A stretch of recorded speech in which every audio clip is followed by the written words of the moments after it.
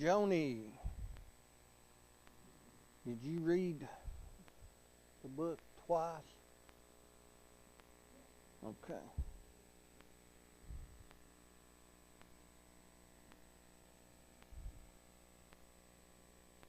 Reggie, did you read the book twice?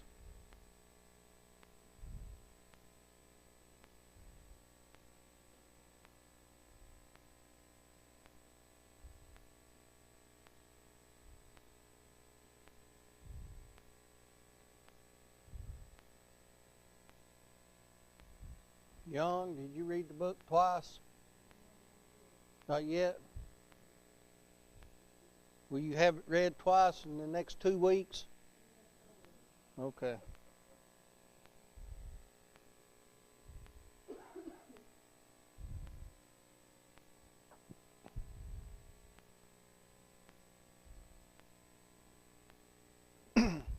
Bob, you've read it about 3 times, haven't you?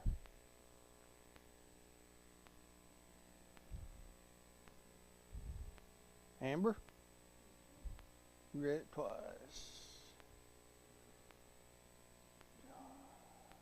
Micah, you read it twice? You haven't read twice in the next 2 weeks?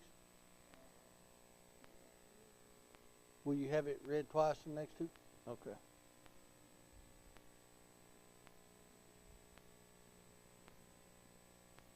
Angie, you read it twice?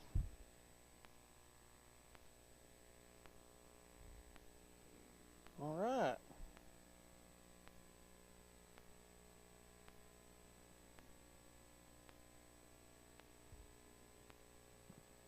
And y'all have taken notes, right? You're taking it for credit? All right.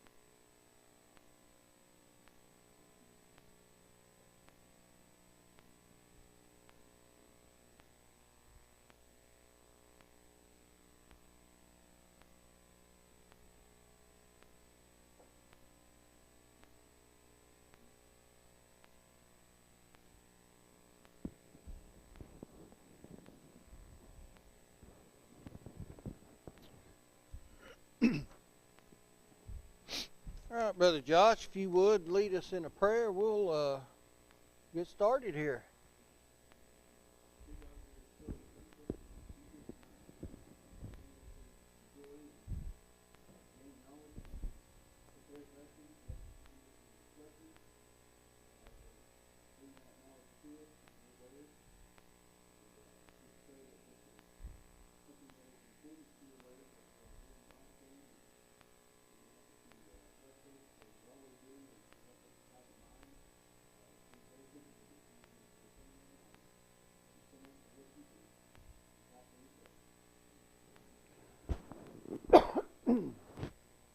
All right. Proverbs 20, we went over verse 1, dealing with the use of beverage alcohol or really intoxicants of any kind. The point of Proverbs chapter 20, verse 2 seems to be to stay clear of someone who is angry and not to provoke the king to wrath. Now, during ancient times, provoking a king might result in the death of the offender, because they did have the power of life and death, which many exercised simply arbitrarily with impulse, and so it was not wise to provoke the king or to do something the king did not like. You recall when the head of Saul was brought to David, that individual thought he was going to get some type of a reward, and what did he gain? He gained death. He wasn't even the one who killed Saul, but he claimed to have been that individual, and so he lost his life. If it was so dangerous to incur the wrath of an earthly king, imagine the danger, or at least one, we understand the danger, but one ought to imagine the danger of incurring the wrath of the heavenly king. It seems the sin is in needlessly provoking a king to anger. So that's, I think, what the proverb points to. The foolishness and hurt of strife are condemned in the Bible, Proverbs 17:14. It is not difficult to perpetuate dissension, but the peacemaker is quite often hard to find. And it is a common instruction in the Bible to avoid needless strife, because needless strife is sinful. We look at verse 4. A lazy person can always find an excuse not to work. The lazy first develop a strong dislike for labor and then an unhealthy love for leisure. We see that a lot, I think, probably in the world today. And as long as he has the basic comforts and necessities of life, he won't find a need to work. Hunger is a great motivator. And he's willing to always allow someone else to help him. Back during the Johnson administration, that was one of the great things that harmed this country. When he expanded the welfare program, the Bible teaches and supports the idea of helping the poor, helping the needful. And we are to do that as a congregation of the Lord's church. The church universal is to help those who are in need. It is a staple teaching in the Lord's church. But when you have people, the area where I'm from, it's a rural area, and I cannot tell you, we had a couple of shirt factories in that little community where I'm from, and the vast majority of the employees at those shirt factories were women. And I can't tell you the men who would go drop off their wives at those shirt factories and go home and sit around and drink beer all day long until it was time to go pick their wives up. We used to laugh, they were go-getters. They'd drop them off, then they'd go get her and bring her back home. And that's what the Proverbs are about. And so a lazy person, though, will allow others to keep them up. When he talks about one does not always know the true depth of a body of water until it is explored. Often those with the deepest and most helpful grasp of wisdom and truth may not appear to be those people with that deepest grasp of wisdom. How many people have you known with that had the true biblical knowledge, but they weren't your ones with the titles, the ones with who had gone to school and had all the letters by their names? They may have even been self-taught. Some of the great Bible scholars I've known in my life, particularly growing up, were self-taught Bible scholars. They well knew the Bible. They had trained themselves and they had studied. Solomon, using this example in verse 5, deep water runs smoothly and quietly. Shallow water makes noise, doesn't it? It bubbles over stones, and the sight of it is pleasant. It's beautiful, but there's no depth to it. There's no depth to it. Deep water runs smoothly and quietly.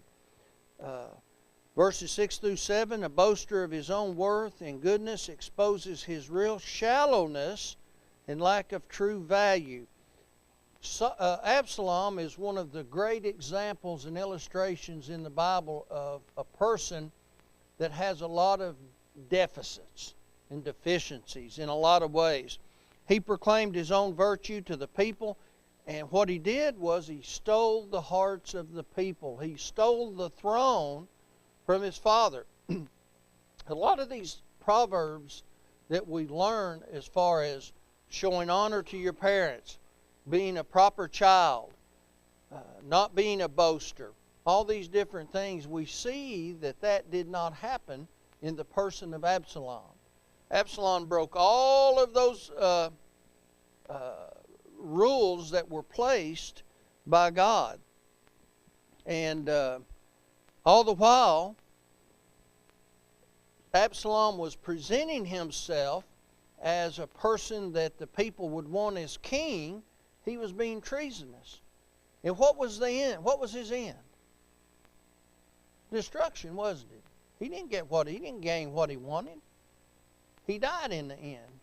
All because of his actions. When we look at the many of the kings of Judah and of Israel, a great many of them claimed to be zealous for the God of heaven, when in actuality they were just sinful. They weren't zealous for the God of heaven. They claimed to be. Even Saul, the first king of Israel, he was sent on a mission to destroy, who was it, the Amalekites? And Samuel showed up, and he says, what have you done? You didn't do what God asked you to do? He said, I did do what God asked me to do. I did everything God asked me to do. And then he asked that question, well, what meaneth this lowing I hear? Or those sheep I hear? I made a sermon, I put together a sermon, and the title is, Are Those Sheep I Hear? All the way down to the end, he was claiming to have done what God asked him to do, claiming to be faithful to God. He wasn't faithful to God, hadn't been faithful to God for some time. And so, they were just practicing evil. The righteous proclaim their integrity by the way they live. They don't have to go around telling everybody that they're righteous. In fact, have you noticed those who scream the loudest about being godly are probably and usually the ones who are the most ungodly? The godly do not have to do that. People will recognize their godliness through their actions. Any comments, questions? Verse number 8. If earthly kings scatter wickedness with their eyes, how much more can the great king discern righteousness and expose wickedness? Well, that makes sense. If an earthly king has the power over people, how much greater power does the God of heaven have? Well, he has ultimate power. He has ultimate power. Now, people may not realize that in the present, but it's coming. A lot of people have used verse 9 of chapter 20 to teach total hereditary depravity. Who can say, I have made my heart clean, I am pure from my sins? If one enters the world guilty of sin, he either derived it from his parents or from God. Who would, this idea of total hereditary depravity, we inherit the sin of Adam. Well, if Adam was sinful, who in the world would he have inherited his sin from? There's only one option, right? That's God. God was his creator. God was his father. He had no earthly parents. So that just doesn't make sense. Of course, both situations are denied in Scripture. Verse 9 simply states that no one has power in himself to remove sin. We can't remove sin ourselves. We can't save ourselves, and that's the whole idea behind it. That has always been the truth. It doesn't matter what dispensation under which one has ever lived. You had to follow the commandments of God, whether you were a patriarch, whether you were a Jew under the law of Moses, or under the Christian dispensation. There's always been a standard by which someone needed to live. Verses 10 through 11, Solomon again exposes the sinfulness of unjust measures which have been employed by dishonest businessmen from nearly the beginning. Verses 12 through 20 is a section that I broke down. The lesson of verse 13 stresses the temperance of one's sleeping habits. Sleep is essential, and this goes back to laziness, doesn't it? Sleep is essential to health and happiness and life, but the one who sleeps too much does harm to himself in a multitude of ways. If you can't get out of bed, you're not going to be able to hold a job. You're not going to be able to work. You're not going to be able to support your family or support yourself. And you're going to be constantly relying on people to keep you up. And it will gradually cause you to be unhealthy, because you're going to become weakened. Your endurance isn't going to be what it should be. And so, you can't just lay around and be lazy. In verse 14, dishonest merchants have been exposed again in other passages. But here, Solomon denounces the buyer who disparages the item he seeks to buy so he can get it at a cheaper price. He comes and he begins to talk about the product so he can get it at a cheaper price. And then he goes and tells his friends what a good deal he got because he cheated the seller. Well, that's just as bad as the buyer who's dishonest. You can be or the seller who's dishonest. You can be a dishonest buyer. You can do things as a buyer that's dishonest, just as you can be dishonest as a seller. Solomon exalts the lips of knowledge, verse 15. Above rubies and gold, the lips of knowledge are held up. And the point is, while material wealth is a great blessing, we need to look at material wealth as simply as a tool and put it in its proper place. And there are many things greater than material wealth. Okay? And we're going to notice that when we get over to chapter 31. We're likely not to get there in this session, but as you read, as you've read, and as you look at your notes, but knowledge is even more important, because one who has wealth and little knowledge will soon lose their wealth. Have you ever noticed that people who gamble and win large sums of money, that they tend to return back to poverty? You win the lottery, you win millions of dollars, almost without fail, those people end up broke. I've noticed, I did a little research on people who gamble and play poker, and I was looking at a series of people who were very lucky in playing cards. And this one particular fellow I was looking at, I don't recall his name now, but he won millions and millions and millions of dollars. And but it wasn't just in poker. He was a backgammon expert, and that kind of goes hand in hand. And he's broker today than most people in the world. They just can't retain money. They do not have knowledge. They have no wisdom. They can't learn. You would think if you were, $20 or $50 million to the good, you would say, hey, I'm going to stop this game of chance. They can't do it. We get to verse 15. or verse 16 rather, and once again Solomon warns against becoming surety for a stranger. You know, there's a reason for that. There's a reason for that. People have lost their own homes. They've lost vehicles. They've lost their life savings by signing notes for people, particularly strangers. And you think, you know, when we read that and we say, well, no one would sign a note for someone they barely know. Listen, they do it. They do it. I've known people who tell me that their grandfather or their other family members, they had trouble in their family because they were always signing a note for someone. Listen, they do it. They do it.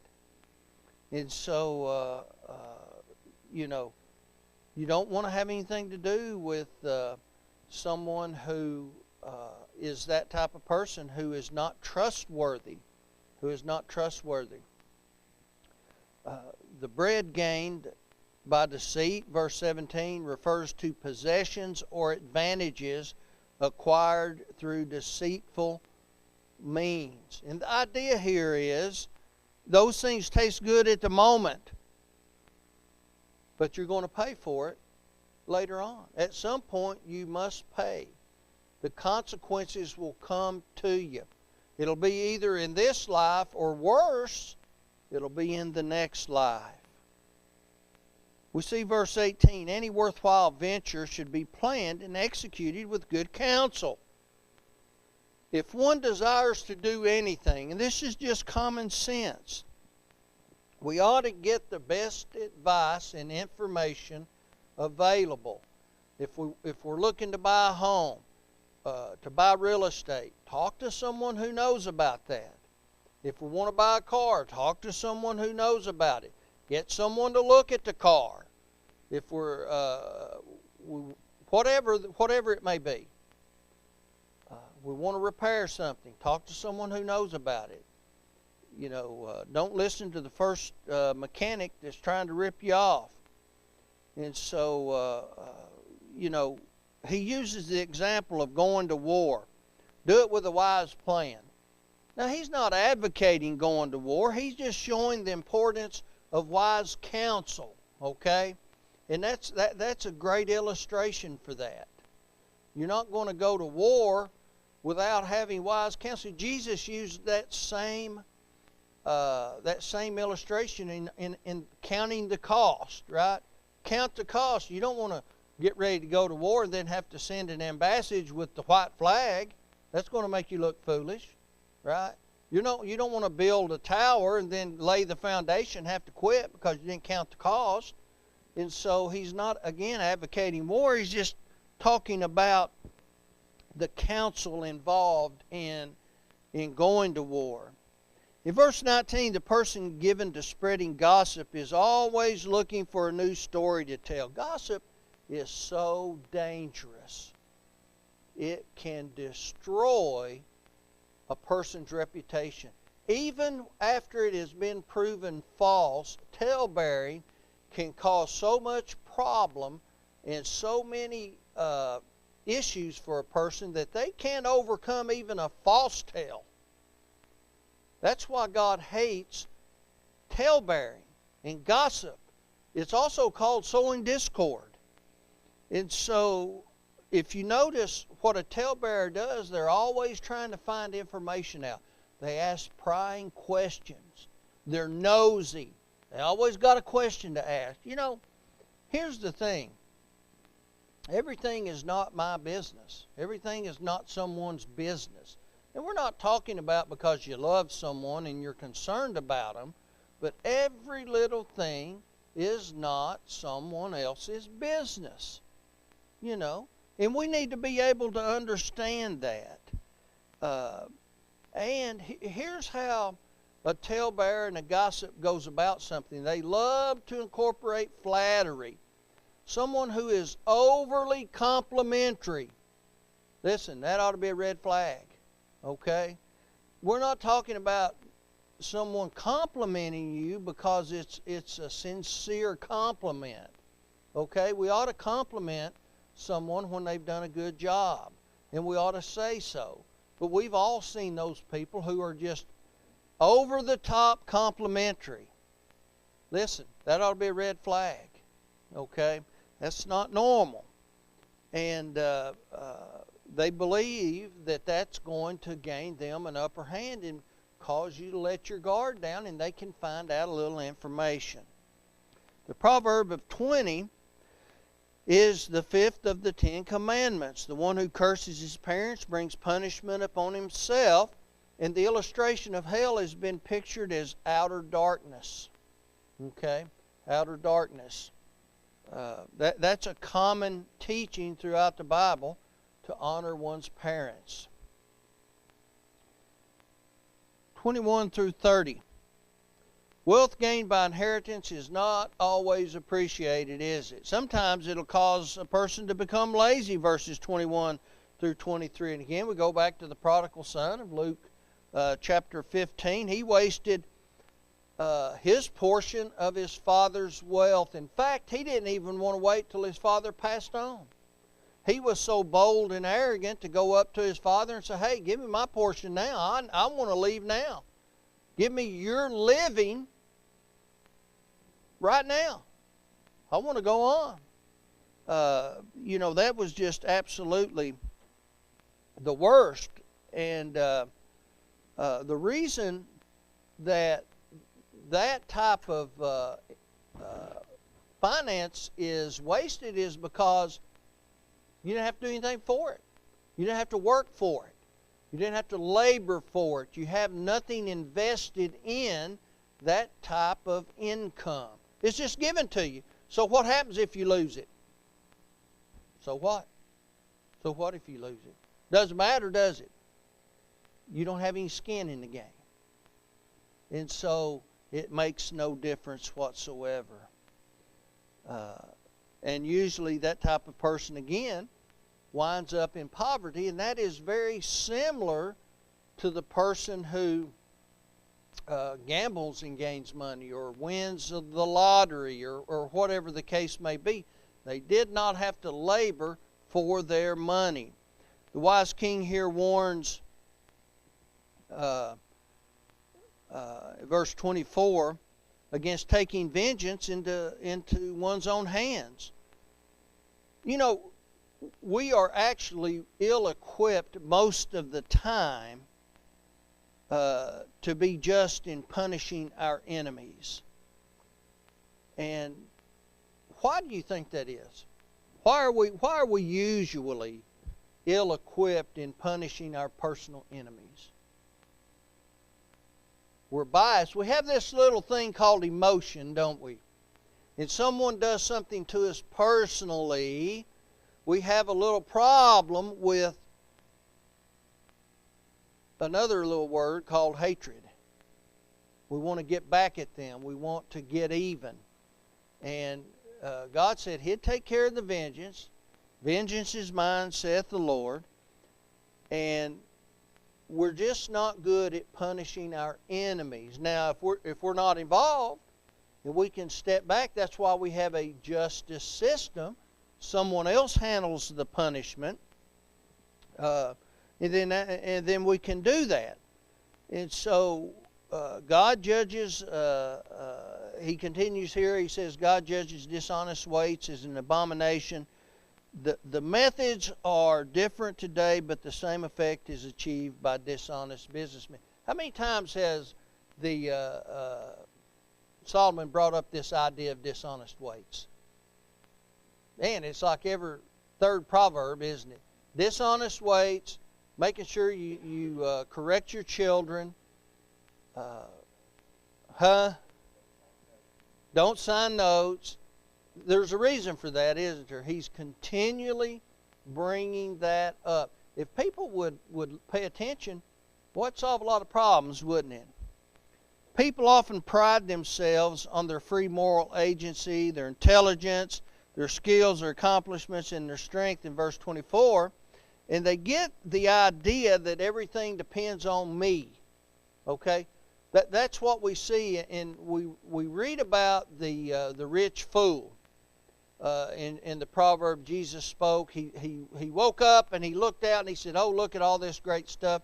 I want to tear my barns down and build bigger barns because my harvest is so great. What I have now my barns won't hold it." And then he said, "I'm going to eat, drink, and be merry." And then God replied to that, "Thou fool, this night thy soul will be required of thee." He thought everything depended on him. Well, that's not true, is it? That's not true. And people believe they can take care of their own needs, and that goes back to we can't save ourselves. Salvation does not rest with us. And people need to learn that. We need to learn to be dependent upon God, and God wants us to understand that. That's why it is so important when it comes to prayer. Does God understand and know what we need? He knows it before we even need to ask for it. So why does He require us to petition Him? He still wants us to, doesn't He? Why? Because that's one way we recognize and understand we need Him. We rely upon Him. And if we're asking Him, though we know, He already knows that, we're acknowledging our reliance upon God. And He requires that. That's a requirement. We need to understand that, right?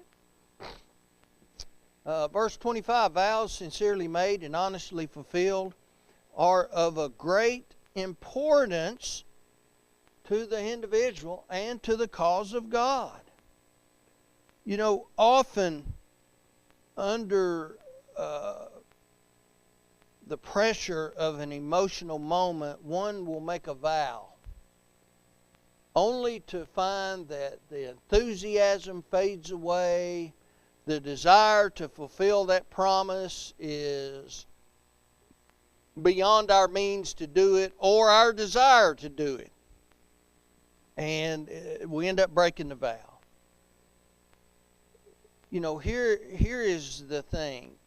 A lot of times, people will make a rash vow. Who was the judge who made the rash vow? Japheth.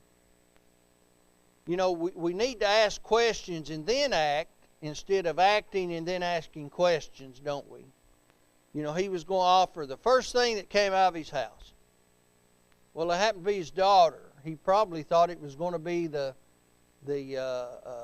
family pet lamb or whatever was going to come out. He certainly didn't imagine it was going to be his daughter. Well, it was. So he had to dedicate his daughter to the tabernacle, and so that was a problem, wasn't it? And so, but we have to be careful about being ginned up with emotion and making a promise to do something, particularly for God, but in any sense, right? For any reason. You know, I've got had an aunt. She was diagnosed with cancer, and she swore up, down, and promised, boy, if I can just be cured of this, I am going to start living right. You know, she'd been on and off for her whole life that I knew, but this time she meant it. Well, she made it against all the odds. They told her she had 2 weeks to live. I stayed in the hospital with her one night. I wouldn't give you a nickel for her to made it through until the next morning, and she lived for 40 years. Nearly 40 years, probably. At least 30. And do you think that she stuck to that vow? Not at all. Not at all. She made a vow in the heat of an emotional moment because she was scared to death of dying. But she didn't stick with it. She didn't stick with it. A wise and godly king will recognize the difference between the good and the wicked, verse 26. He's not going to condone the wicked, but he will scatter and punish them. A nation without fortitude to punish evildoers will find itself abounding in anarchy and crime. Well, what nation does that sound like? It sounds like our nation, doesn't it? A couple of years ago, we're rioting in the street, burning cities down, and what kind of punishment was going on? They were rounding them up and turning them loose. That's a problem, brethren. That's a real problem, right? God has provided each person a heart which is comprised of the intellect, the emotions, the willpower, and the conscience, and our minds search out our motives, desires, and the right and wrong of our actions, verse 27. So what is all that? When we talk about all of that, the intellect, the emotions, our willpower, and our conscience, what are we talking about? We're talking about the inner man. We're talking about our souls, aren't we? That's who we are. God gave us that. And with that comes the conscience. And can our conscience guide us? Well, it depends, doesn't it? That's kind of a trick question. Our conscience was given to us to help guide us. But it first must be trained according to God's will, right? And so if we train our conscience according to God's commandments, it most certainly can help to guide us. So when we do something wrong, our conscience ought to bother us. So that's why we have it. That's why God gave it to us. And so when we train our conscience, we know.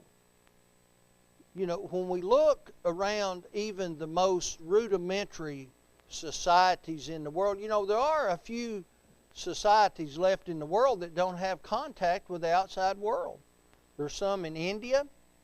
There's some in South America. And those nations wherein they are, they've made laws that people can't go in and bother them. Well, for a lot of reasons. First of all, if modern humans go in, diseases will wipe them out. And plus, they're dangerous. The island off the coast of India, you know, they're very violent. There was a missionary, through his ignorance, he paid some fishermen to drop him off on that island, and they killed him. Well, they're afraid of modern people. And so they're not to be bothered. But even those folks know that you can't go into your neighbor's hut and take his items, because that's just an innate understanding of right and wrong. Okay, that's a sense of ought. That's what we call that, a sense of ought. We know it's not right to kill your neighbor.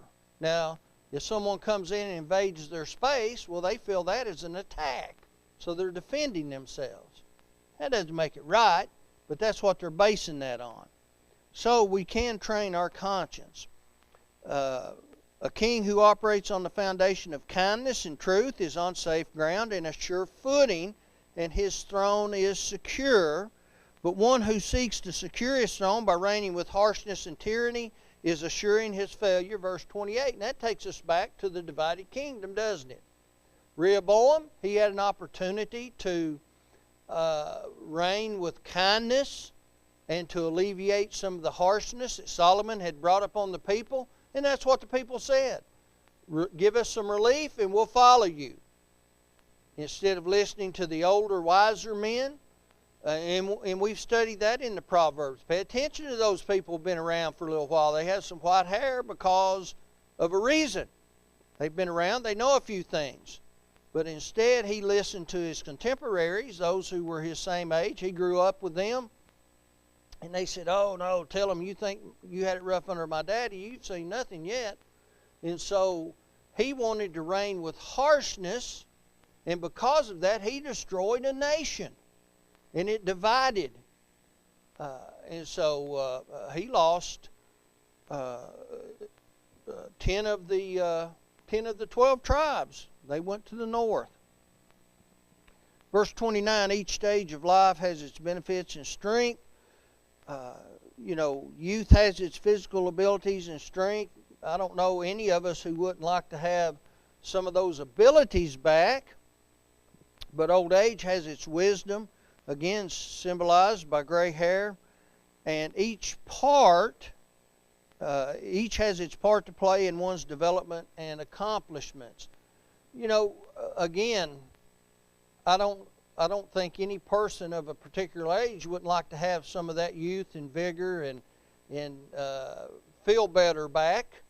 But I don't know that those same people would want to go back without the wisdom and knowledge they've gained over the 50 plus years that they've been in this world. And that's that'd be a hard choice to make.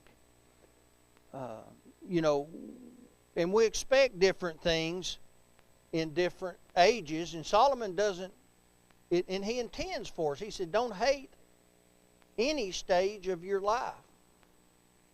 Live properly in every stage of your life. And that's the point of the Proverbs, isn't it? He's speaking to the young people. He's speaking to middle-aged people. He's speaking to the older folks. And use properly each stage of life to its best, to your best ability, and to the glory of God. And that's what he's getting at here. Discipline is addressed in verse 30. This is the truth of the matter. Pain inflicted on the anatomy of a rebellious son can influence the inner spirit to follow the right path. In other words, corporal punishment can cause someone to obey the rules. And civil punishment for the lawbreaker can bring about change in the life of the person. But here's the problem. If it's not consistent, it's not going to be effective. Right? Punishment has to be consistent. Listen, it has to be consistent in the home.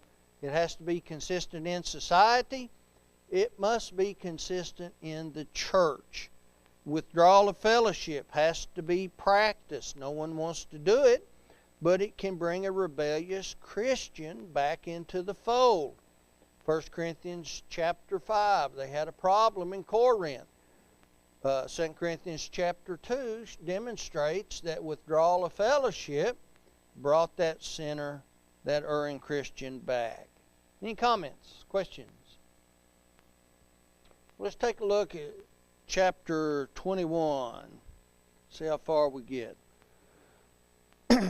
God rules in the kingdoms of men. We know that because of Daniel chapter 4, Daniel chapter 5. The rivers of water is thought here to refer to irrigation systems which can be opened and shut according to the will of the farmer. Thus, God is able to influence the rulers of kingdoms according to his will.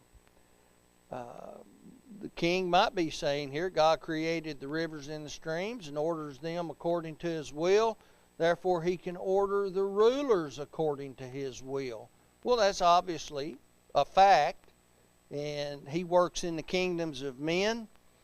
And, how he does it.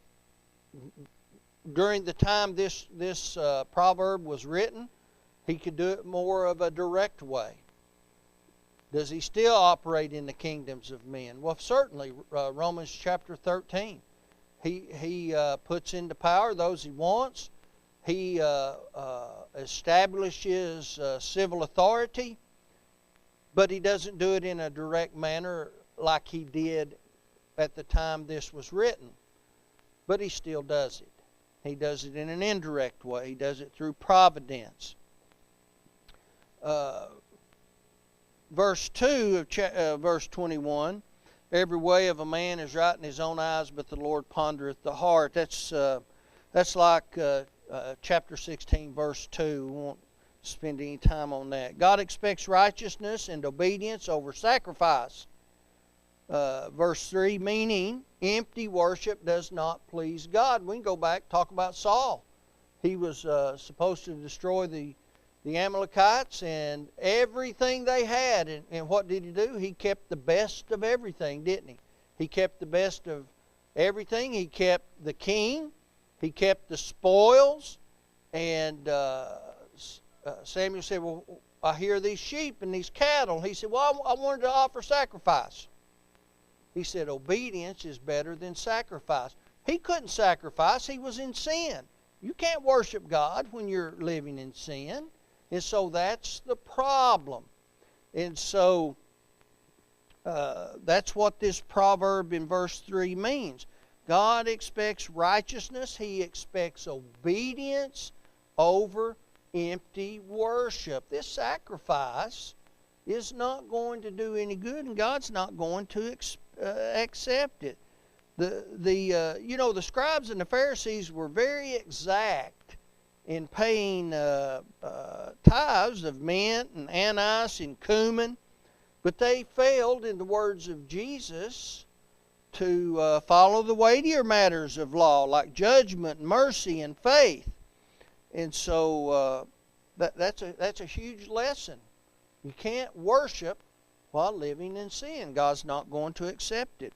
Again, we see pride being denounced in verse 4. Prudence is contrasted with impulsiveness. Verse 5, prudence is the practical application of wisdom. We've talked about that several times. Verse 6, finances gained by sinful measures will not satisfy or remain. Again, that's a common thread we've talked about in verse 6. The same thought is presented in verse 7. Verse 8 indicates how strange the sinful are in comparison to the way humanity was intended at creation.